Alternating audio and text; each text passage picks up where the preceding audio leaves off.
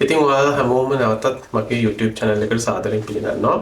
අද මම හිතුවා කතා කරන්න ඕන කියලා ඇත්තටම ඊටාම සංවේදී ප්‍රශ්නයක්. එහෙම නැත්නම් සංවේදී කාරණාව විශේෂයෙන්ම මේ සංවේදී කාරණේ අපිට සංවේදී. මොකද අපි තාත්තලා අපිට දූලා ඉන්නවා. ඉතින් මේ ලංකාවේ වෙච්ච මේ සිද්ධිය ගැන ගොඩක් ඇත්තටම කියනවා නම් මේ social media එකේ ගොඩක් මාධ්‍ය කරන කට්ටිය කතා කරාට ලංකාවේ කිසිම මාධ්‍යයක් හරියට මේ ගැන කතා කරේ නැහැ. ලංකාවේ අවුරුදු දෙක තුනකට ඉස්සෙල්ලා මම හිතන්නේ මේ දැරියක් අපයෝජනයට ලක් වෙලා එහෙම නැත්නම් දෝෂණයට ලක් වෙලා දැන් ඒ පිළිබඳ වෙන නීති අනුකූල විභාගය එහෙම නැත්නම් මේ ඉන්වෙස්ටිගේෂන් එක කරලා මම මෙතනදී කියන්න හදන්නේ කවුද හරි කවුරුද වැරදි එක නීතියට බාරයි. ඒක නීතියෙන් තමයි අන්තිම තීරණය කරන්නේ කවුද හරි වැරදි කියලා. නමුත් අපි හැමෝම දන්නවා එහෙම නැත්නම් අඩුම ගානේ අපිට පේන දෙයක් තමයි නීති ක්‍රියාත්මක වීමේදී තියෙන යම් අඩුපාඩු. ඒ වගේම අපිට කතා කරන්න පුළුවන් අපි කියන්නේ මේක රජය අත දැම්මවත් එහෙම නැත්නම් ඒ වගේ දෙයක් නෙමෙයි. නමුත් ලංකාවේ තවමත් මේ නාග රජයේත් එක්ක උන යම්සේ නීති ක්‍රියාත්මක කිරීමේ දුර්වලතා. එහෙම නැත්නම් නීති ක්‍රියාත්මක වෙන එකේ තියෙන පොඩි අඩුපාඩු ඩිලේස්.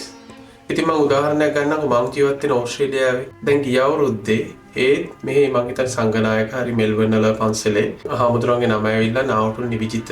ඒ හාමුදුරුවන්ට ළමයි 6 දෙනෙක් ඕවගේ අතවර කරා කියලා වැරදිකරු වෙලා තියෙනවා. තාම සෙන්ටෙන්ස් එක දීලා නැහැ.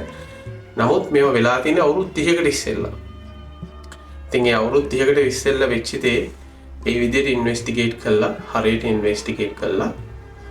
ඒ charges හරියට දාලා හරියට නඩුව අහලා ජූරි සභාවකින් වැරදිකරු කළා තියෙනවා. අන්න එක තමයි නීතිය ක්‍රියාත්මක වෙනවා කියන්නේ. දැන් එහෙම නීතිය ක්‍රියාත්මක වුණා කියලා අපි විශේෂයෙන්ම බෞද්ධ වශයෙන් අපිට ප්‍රශ්නයක් වුණාද? නැහැ. බෞද්ධයෝ කියන්නේම අනිත් කවුරු හරි කරදරයක් වෙච්ච වෙලාවක ඒ කරදරයට බලන්න පුළුවන්. ඒ කියන්නේ පීඩනයට ලක් වෙලා තියෙන අය වෙනුවෙන් කැප වෙන අපේ ආගම එහෙම දේවල් තමයි අපි මේ ලොකුට ආගම මේ අදහන කට්ටිය නෙමෙයි. නමුත් අපි පන්තහම් පසල් ගිහිල්ලා ලංකාවේ ඇදිලා වැඩිලා අපිට ඒ බෑග්ග්‍රවුන්ඩ් එක යම්සි ප්‍රමාණයකට තියෙනවා නේ. ඉතින් ඒ වගේ ආගම කියන්නේ මිනිස්සු සනසන්න තියෙන තැනක්. ඊට අමතරව ලංකාවේ තියෙන බුද්ධ ආගමට අදාළව උතුම් මල්කඩ වගේ වෙච්ච අටම ස්ථානයේ එමත් නැත්නම් ශ්‍රීමා බෝධිය ඒ වගේ තැනක නායක හාමුදුරුවරුන්ට මේ වගේ චෝදනාවක් ආවහම අපි ඒකට රියැක්ට් කරන්නේ කොහොමද කියලා අනිත් හැම හැම රටක්ම බලාගෙන ඉන්නවා. ඉතින් ඇත්තටම කියනවා නම් මේ නායක හමුදුරන්ට ලංකාවේ විශේෂ තැනක් තියෙනවා. ඒක ගැන කතාවක් නේ. නමුත් අපිට පේන දේ තමයි පිටතින් බැලුවහම ඒ වගේ ගොඩක් පවර්ෆුල් චරිත ඒ බලය පාවිච්චි කරලා තියෙන්නේ පීඩිතයන් තලාපලා ගන්න කියන දේ පේන්න තියෙනවා. මේ නායක හමුදුරුවෝ තමයි ලංකාව රිප්‍රසන්ට් කරන්නේ. එහෙම නැත්නම් ලංකාව නියෝජනය කරන්නේ ඉන්නේ ජාත්‍යන්තරේනේ. දලේලාම හම්බෙන්න ගියා, ඉන්දියාවට යනවා, අනිත් දේවල් වලට යනවා. ඉතින් ඇත්තටම කියනවා ලංකාවේ මුහුණත වගේ. නමුත් මේ වගේ ප්‍රශ්නයක් ආවහම නීතිය ක්‍රියාත්මක වෙන්න ඕනේ සාමාන්‍ය මිනිස්සුන්ට නීතිය ක්‍රියාත්මක කරන විදිහටම. ලත වෙන්න දැන් ඇත්තටම කියනවා නම් මේ ප්‍රශ්නේදී ශ්‍රී ලංකා ළමා ආරක්ෂණ අධිකාරියෙන් මේ ඩේලි මිරර් මේ පොත්පතේ තියෙන මේ ඔන්ලයින් එකේ ඒකෙන් ලියුමක් කරලා තියෙනවා. ලියුම් කරලා තියෙනවා පොලිසියට. මම හිතන්නේ කෝල් කරලා කියලා තියෙනවා. ගිහිල්ලත් කියලා තියෙනවා උගල. නමුත් අන්තිමට ඒකේ අධ්‍යක්ෂක අනුරාධපුර මහේස්ත්‍රාත් ගාවට ගිහිල්ලා වොරන්ට් එක ඉල්ලනකම් එහෙම නැත්නම් මේ ප්‍රශ්නෙත් එක්ක කියනකම්ම මේගොල්ලෝ හාමුදුරුවෝ ඇරෙස්ට් කරන්නේ. අපිට මේ හාමුදුරුවොත් එක්ක පිළිබඳ කිසිම ප්‍රශ්නයක් නැහැ. නමුත් ඒකෙන් තමයි ලංකාවේ නීතිය තීරණය වෙන්නේ. කොහොමද ලංකාවේ නීතිය අනිත් අයට ඇප්ලයි වෙන්නේ කියලා. ඕනම දැන් අපි මේ රජයේ ගෙනාවේ මොකටද? නීතිය කාටත් එකයි. ප්‍රයිවට් කමිෂන් එකේ ගිහිල්ලා ප්‍රයිවට් කරන දේශපාලඥයෝ මොන පක්ෂේ වුණත් අත්අඩංගුවට ගන්න එක හොඳ දෙයක්. නමුත් මෙතෙන්දී අනිවාර්යයෙන්ම නීතිය හරියට ක්‍රියාත්මක වෙන්නේ නැහැ කියන්න සාකි තියෙනවා. ඉතින් ඒක වැරදි නම් ඊපස්සේ නැතුව මම කියන්නේ මේවා ගැන කතා කරන මිනිස්සු මේ ප්‍රොසිකියුට් කරන්න නැතුව ඒකට උත්තරයක් දෙන්න ඕනේ. මේ ළමයාව ඇබියුස් කරපු මම හිතන්නේ අර අනුරාධපුරේ මේ බිස්නස්මන් එහෙම නැත්නම් ඒ මනුස්සයා මම හිතන්නේ එක දවසෙන් අරෙස්ට් කළා තියෙනවා. ඉතින් මෙතන අනිවාර්යෙන් ඒ පිළිබඳ සාකච්ඡාවක් ඇති වෙන්න ඕනේ. මොකද එහෙම වෙන්න බෑ. රටක නීතිය කියන්නේ රටේ ආගමට උඩින් තියෙන. ඒක තමයි ඇත්ත. ඒක තමයි වෙන්න ඕනේ. බුද්ධ ආගමට ප්‍රමුඛතාවයේ තියෙන එක ව්‍යවස්ථාවෙම තියෙනවා. ඒකත් ප්‍රශ්නයක් නෑ.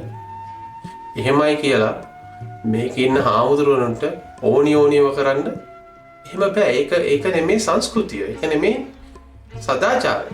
ඒක නෙමේ අපේ අනාගතය. හිතන්න මොනතරම් ඛේදවාචකද. තමන්ගේ ළමයා විකුණන්න තරම් අම්මා කෙනෙක් අවුරුදු 11 12 දී මොකද්ද අපේ රටක් අපි මිනිස්සු වශයෙන් කොතනද කියලා පොඩ්ඩක් හිතලා බලන්න. දැන් මේ චෝදන එල්ලලා තියෙන පාර්ශවයට එහෙම දෙයක්කට මෝන දෙන්න සිදු වුණා. හරිනම් කරන්න තියන්නේ මොකද්ද? ඒකෙන් ඒ ළමයාවත් ඒ අම්මවත් ගලව ගන්න මාර්ගයක් පෙන්වන එක නේද? අපි දන්නවා තව ඉදිරියට තමයි ඔප්පෙන්නේ. නමුත් මේ වගේ මිනිස්සු යම්කිසි සාකච්ඡාවක් ඇති කර ගන්න ඕනේ. කියන්නේ අපිට මෙහෙම දේවල් වෙන්නේ කොහොමද? අපි කොහොමද ශ්‍රී ලාංකිකය වශයෙන් ලෝකෙට මුහුණ දෙන්නේ? අපි කොහොමද දියුණුවයි කියලා කියන්නේ? අපි දියුණුවයි කියලා කියන්නේ ඒ වගේ දේවල් වෙන්නේ නැහැ කියන එක නෙමෙයි. ඒ වගේ දේවල් වුණාම අපි කොහොමද ඒකට රියැක්ට් කරන එක තමයි වැදගත්. ඒක තමයි අපි ඉදිරියට යනවද නැද්ද කියන එක තීරණය කරන්නේ. වෙන රටවල ඔයගේ දෙයක් වුණාම ස්පෙෂල් ප්‍රොසිකියුටර් කෙනෙක්ව පත් කරලා තිනවා. ඒ වගේ තත්ත්වයකට පවයනවා මම කියන්නේ මේකට පත් කරන්න ඕනි කියලා. අපි මේ උපදෙස් දෙනව නෙමෙයි අපි කියන්නේ සාමාන්‍ය මිනිස් විදියට අපේ තියෙන අදහස. අනිත් දේ තමයි මේකේ අනිත් කේද්දවාචකේ මොකක්ද දන්නවද? මේ ලංකාවේ ඉන්න 3.50 දේශපාලඥයෝ කිසිම එක්කෙනෙක් මේක කතා කරන්නේ නැහැ. කිසිම මම නම් දැක්කේ නෑ. කවුරු හරි කියනවා නම් මේක වැරදි කියලා මම ඒක පිළිගන්න ලෑස්තියි. විපක්ෂේ ඔක්කොම කොහොම කතා කරන්නේ නැහනේ. ඉතින් ගියාම JP එක කවුරු කතා කරන්නේ. මොකද ඒක තමයි ඇත්තටම ලංකාවේ කවලාවට තමයි ලංකාවේ මේකද මේ කියන්නේ කවුරු කතා කරන්නේ නැත්තේ මේ හාමුදුරුවෝ මෙච්චර මේ රජයත් එක්ක හැප්පෙන්නේ ඒගොල්ලන්ට අවශ්‍යව කරගෙන ඉදිරියට යන්න දෙන්නේ නැති නිසාද කියලාත් එක වෙලාවකට හිතෙනවා. මාධ්‍ය බලන්න කැලණිවක බලාගෙන නායක ආවා. එහෙමත් නැත්තම් මොකක් හරි පැණි බෝතලයක් කාටත් ඉහලින් මේ තොරතුරු ගේනේම මීක් නැහැ. ලැජ්ජයි. ඇත්තටම ලැජ්ජයි. අපි සමාජයක් වශයෙන් ඇත්තටම ලැජ්ජ වෙන්න ඕනේ.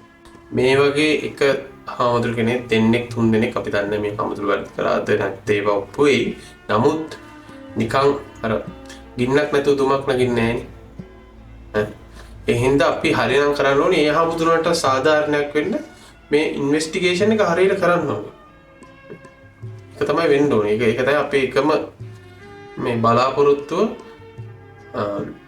අවුරුදු 11ක 12ක 13ක ළමයි දෙන්නේ තුන් දෙනෙක් අතින් මේ වගේ අපයෝජනයට ලක් වෙනවා කියන්නේ ඒක විශාල ඛේදවාචකයක්.